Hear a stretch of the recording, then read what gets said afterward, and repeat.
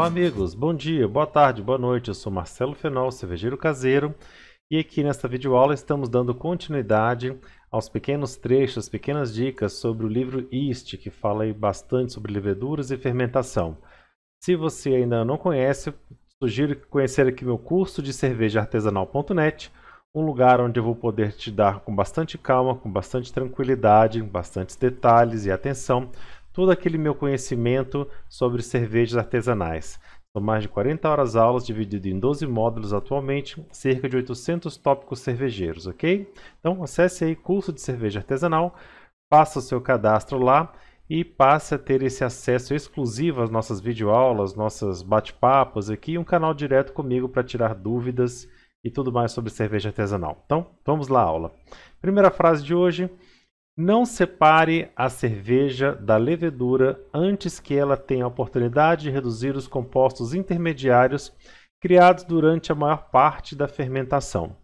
Ou seja, né, ela reabsorve ali os compostos fermentativos. Separar a levedura da cerveja muito cedo ou esfriar cedo demais pode deixar uma quantidade considerável de percussores de diacetil na cerveja, além de outros compostos, né? Então, só refrisando, né, relembrando, após a fermentação, quando termina a fermentação ativa, ali, aquele consumo dos açúcares fermentativos, vários subcompostos, vários restos da fermentação acabam que ficam em suspensão ali na cerveja. E nesse final de fermentação, no tempo ainda que a levedura começa a flocular, ela tem a capacidade de absorver esses compostos e não deixá-los na cerveja, né? Ela reabsorve, processa e flocula, separando eles da cerveja. Assim você consegue ter uma cerveja mais limpa, mais límpida e também de sabor mais agradável. Então, sempre espere alguns dias depois da fermentação para que aconteça esse processo de limpeza, né? Muitas vezes você mede ali com o seu densímetro, vê que a densidade chegou ao fim e já quer ali interromper, separar a levedura, às vezes até trasfegar para um outro balde para maturação. E o que a gente aconselha é que você não faça isso nesse momento. Espere ali no mínimo 3 dias, mas o ideal até 7 dias, para que todo esse processamento ocorra e deixe a tua cerveja em melhor quantidade. Próxima frase. Antes de separar a levedura e a cerveja ou resfriá-la, realize um teste forçado de diacetil. É uma forma simples e eficaz de determinar se a sua cerveja possui quantidades excessivas do percussor acetolactato. Então, eu não vou entrar em muitos detalhes aqui, mas o que ele está sugerindo é que você tire um pouquinho, uns 50 ou 100 ml da sua cerveja, né? E faça o teste aí do diacetil, né? Você vai aquecer isso aí no micro-ondas e vai provar. Não vou entrar aqui em detalhes de como fazer, mas sugiro que você faça isso especialmente em cervejas lagers, especialmente naquelas cervejas que usam muito malte Pilsen, que costuma dar mais problemas de diacetil. Então, se você não tem tempo ou quer encurtar o seu tempo de maturação, é ideal que você faça esse teste para saber se a tua cerveja ainda pode ter o percursor ou não do diacetil. Próxima frase. Embora seja possível fazer um descanso de diacetil quando a fermentação atingir a gravidade terminal, quando chegar ao fim, o tempo adequado para o descanso de acetil é de 2 ou 5 pontos de gravidade específico antes de atingir a gravidade terminal. Aqui, na verdade, ele está falando de dois conceitos, né? Um procedimento com dois objetivos, dois resultados. Então, naturalmente, o que ele fala? Que antes da gravidade chegar ali na tua FG, cerca aí de 2 ou 3 pontos acima, né? 2 a 5 pontos acima. Então, se você planejou para 1010, quando tiver ali entre 1012 e 1015, que ali você já suba a sua temperatura de fermentação, 2 ou 3 graus, no caso de ales, para que você não só elimine o percursor do diacetil, mas também garantir o encerramento melhor ali da tua fermentação. Eu tenho como praxe já fazer uma fermentação ascendente. Eu deixo a minha fermentação estável somente os 3 primeiros dias. A partir do 4º dia já vou subindo 1 grau ali por dia. Isso garante já uma atividade dessa de diacetil e também uma atividade metabólica melhor para alcançar a FG. Tá? Isso é uma forma de você deixar a sua fermentação mais ativa. Alguns fabricantes de cerveja lager preferem um perfil de fermentação Narses. Eu explico bem esse perfil no curso de cerveja, tá? Que incorpora a redução do diacetil. Os primeiros 2/3 da fermentação ocorrem entre 8 e 10 graus, uma fermentação lager normal. Depois a temperatura é aumentada para 20 graus centígrados para o terço final da fermentação. Ou seja, depois desse período inicial da fermentação lager, você já faz uma subida bastante rápida e ascendente para 20 graus centígrados para forçar esse repouso de acetil, né? Essa absorção desses subcompostos e a eliminação do acetal-lactato.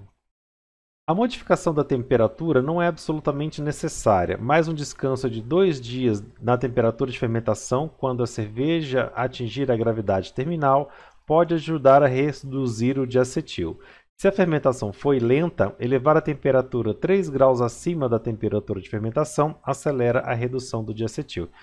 São outras palavras, mas basicamente falam da mesma coisa, né? Que no final da fermentação a gente sempre deve subir a temperatura, não só para que ocorra esse processamento do diacetil, mas também para garantir uma qualidade fermentativa melhor.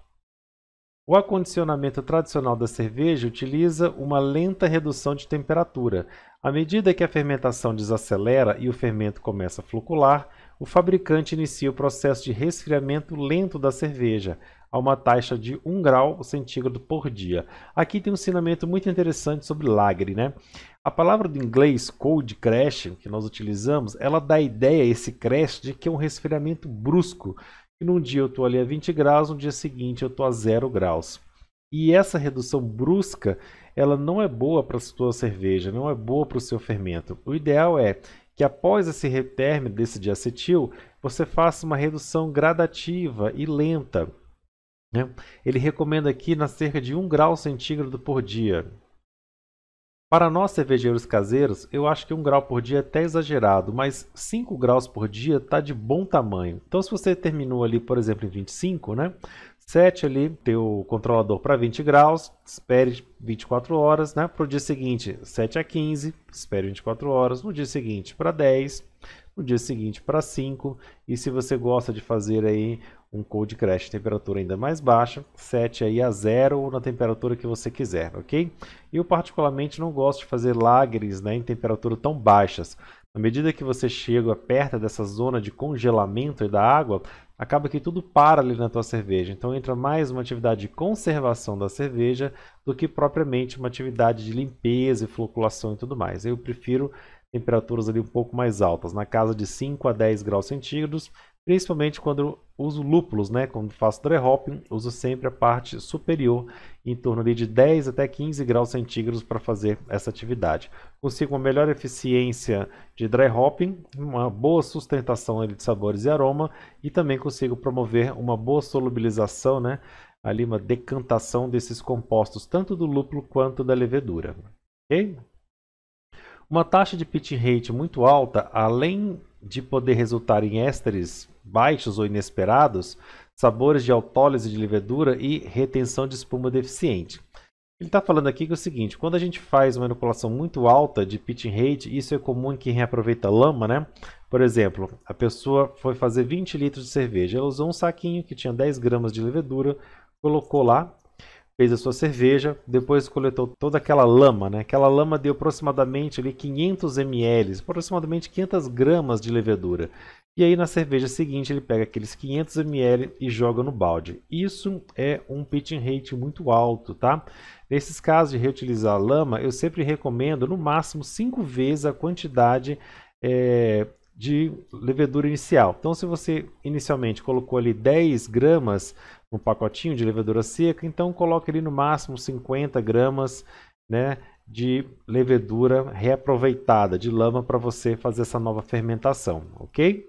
Então cuidado aí para não usar muita levedura, que você pode criar também problemas na tua cerveja. Além de uma fermentação extremamente rápida, você não vai conseguir processar esses compostos finais da fermentação. É importante usar sempre uma mesma quantidade, mesma taxa de crescimento para garantir a mesma produção de sabores de lotes para lotes. Está falando aqui da repetitividade de receitas. Número de células, a quantidade que cresce, a velocidade com que cresce influencia na cerveja, né? Então é muito importante que você sempre mantenha uma rotina, mantenha medidas, controles e realize procedimentos aí o mais similares possível na medida que você queira comparar resultados. Quando você tem problemas, fica muito difícil de você identificar o causador do problema, quando o seu processo muda muito, varia muito de uma cerveja para outra, ok? Pessoal, a videoaula de hoje era essa, né? Espero que vocês tenham gostado de mais esse pedacinho e aguardo vocês também na próxima videoaula. Dê o seu joinha, compartilhe, se inscreva no canal e acesse aqui o nosso curso de cervejaartesanal.net, um lugar muito bom para a gente trocar ideia, conhecimento e você aprender tudo sobre cerveja artesanal. Até a próxima!